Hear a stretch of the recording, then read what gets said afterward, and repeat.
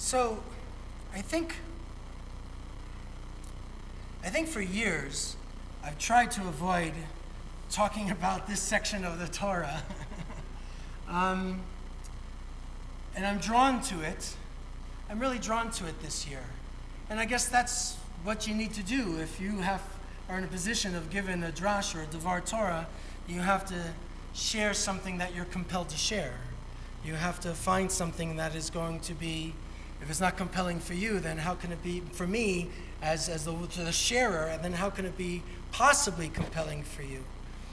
So this is a very difficult part of the Torah, and I know there are a lot of people who feel that difficult texts from the Torah kind of push us away, and I want to try and find another way of looking at it, because I think part of this is, well, I know that there's a lot of hurt out there. And there's a part of me, and I'm biased in this, and this isn't going to be surprising to you, I kind of feel like Torah and Jewish tradition and rituals can help us. I know, shocker. But I really feel that way. It's not just to do it because we've always done it that way. I don't think it's really supposed to be that way. For some it is, and that's compelling, and mitzuyan, kol hakavod, good for you, and you should continue to follow it because you're told to. That's amazing. But I need more, and I think most of us need more too than just to do it as it has been done. And some of these texts, in our modern day contemporary sensibilities, it's easy to create distance between this tradition when we get to the really hard texts. You see, in the beginning of this section of the Torah, we see Aaron, and Aaron is Moses' brother. We always talk about Moses. He's the great prophet. There was never a prophet like Moses, but his brother Aaron has a couple of different roles. On one role, he's kind of like the director of PR and is Moses' mouthpiece and is sharing a lot of the information. But there's this other piece where he's the first Kohen. Kohen is a priest. Remember, in ancient times, there were no rabbis. There were still priests. And a priest, whether it's an ancient priest or a modern priest, a priest is an intermediary. In order to get to God, you go through the priest. But we still have priests in Jewish tradition. We still have Kohanim. In fact, I'm a Kohen. But all of the roles of Kohanim, there's a couple of symbolic places where they still have a role, but mostly are unemployed because there's no temple, right? They only have real significant roles when the temple is standing. So there isn't a role for them, and we've kind of lost a sense of who they are and what they do and what was Aaron about. But Aaron is somebody really significant. He's the first Kohen, and he's the Kohen Gadol, the chief Kohen, the big Kohen, the big kahuna. So there is this pinnacle moment at the beginning of the text because it's after 8 days of sacrifice and reflection and serving God, and now they're dedicating the holy tabernacle.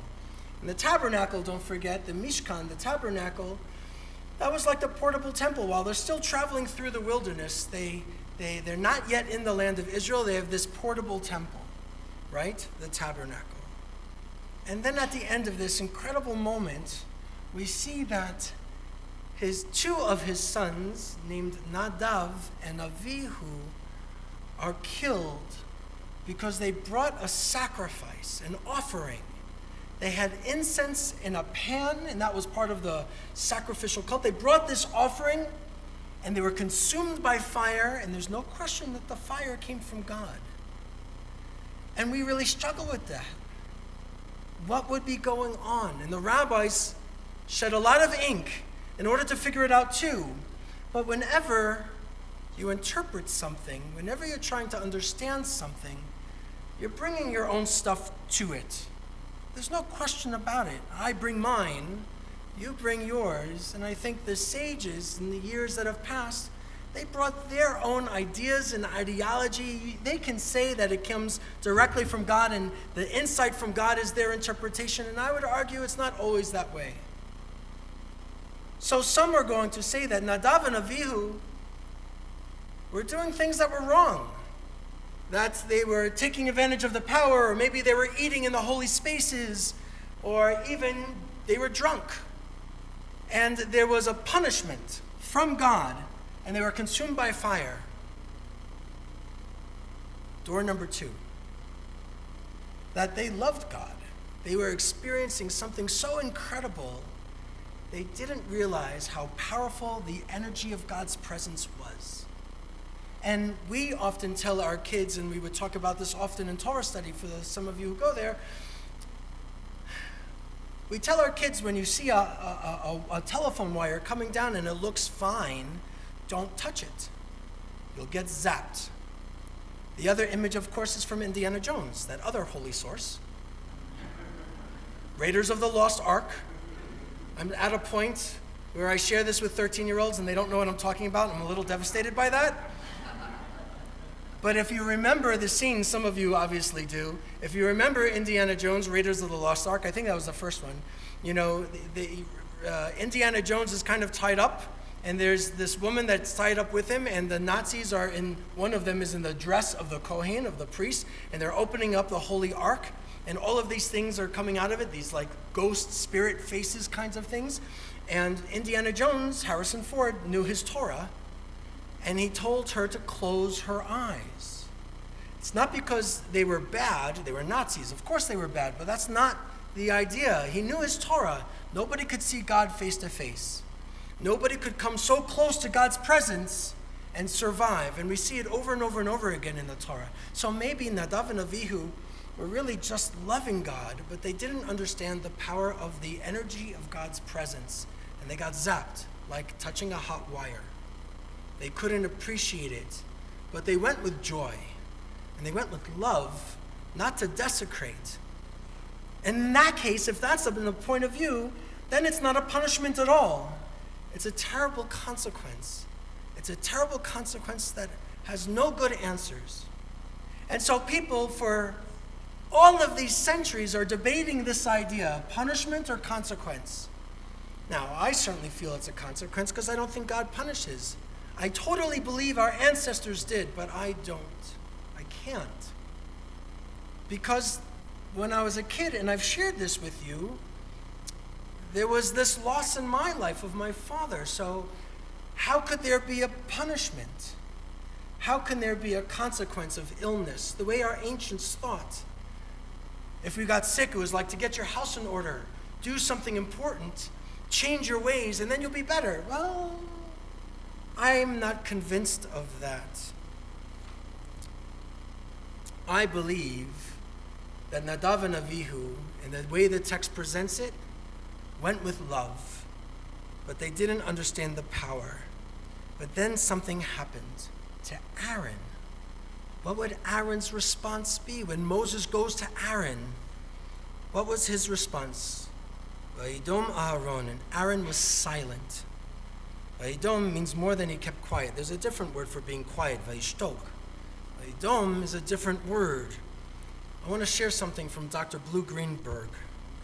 Blue Greenberg is an amazing American Orthodox teacher who teaches about Orthodox Judaism and feminism.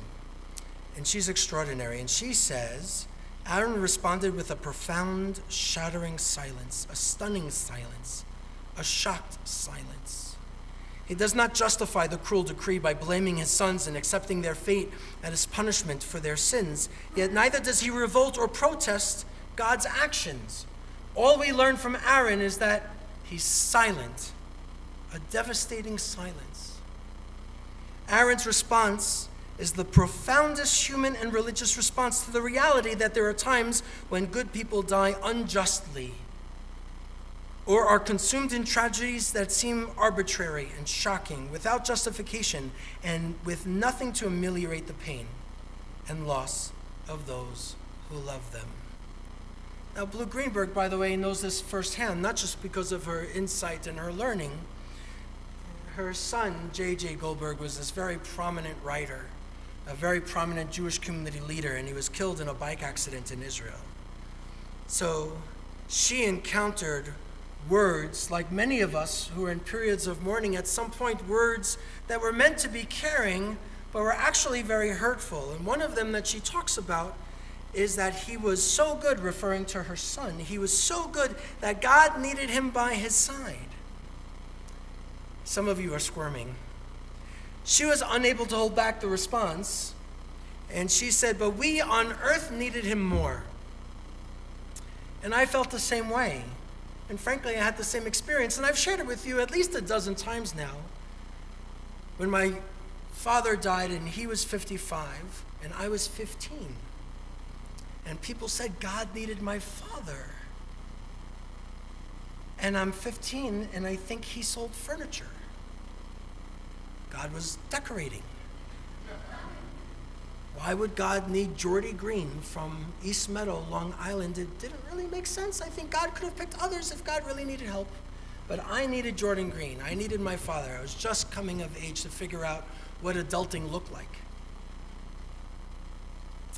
We encounter others who've experienced loss. And what we need to learn also is that there's nothing that we can say to justify, nothing we can say to really soften the blow. And we, as friends and as family and as visitors, need to accept that. Jewish tradition tells us very clearly when we encounter somebody who's in mourning, we stay silent. We follow Aaron. Words aren't going to do it, and there's a chance that I could say the wrong thing, and they're going to be too polite to say something back to you of what they really need, or they're going to blow up because they're so tired of people saying things and it hurts. When there are no words, let it be. We let the mourner say their words, and we listen. Say something comforting. I'm so sorry. We don't need more. Why give a teaching moment? They didn't ask for it, and it might not be their worldview. Jewish traditions relating to bereavement and mourning focus on the mourner. The visitor does not speak until the mourner speaks. Let the mourner feel and express what needs to be said or not. And there's another piece here too. Who are we to offer rationales of how God works in the world? Who are we to say why our loved ones die? What is the reason for that? Many of us think that they pass before their time. And when that's not the case, gosh, that's kind of amazing, but that doesn't say that they're still not excused from being sad.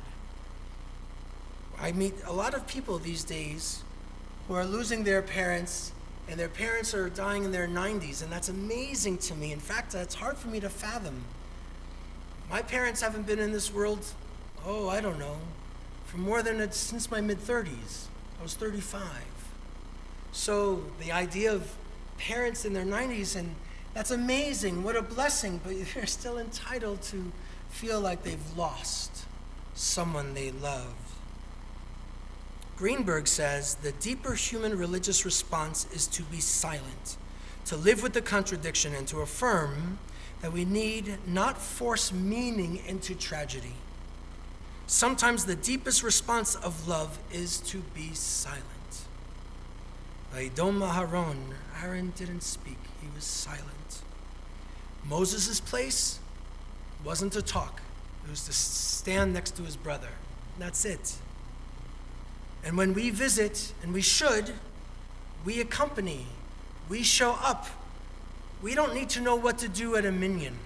So often we're having conversations within our community about, I'm not so sure if I should go to the minyan when it's announced. I know it's close by, but I don't know what to do. You don't need to do anything. Show up. Introduce yourself. I'm part of your community. That's it. Because we're supposed to accompany our friends and family and neighbors when they're hurting, and not to fix it.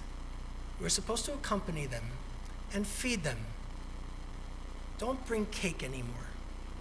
They're going to have enough cake. Rugelach is great.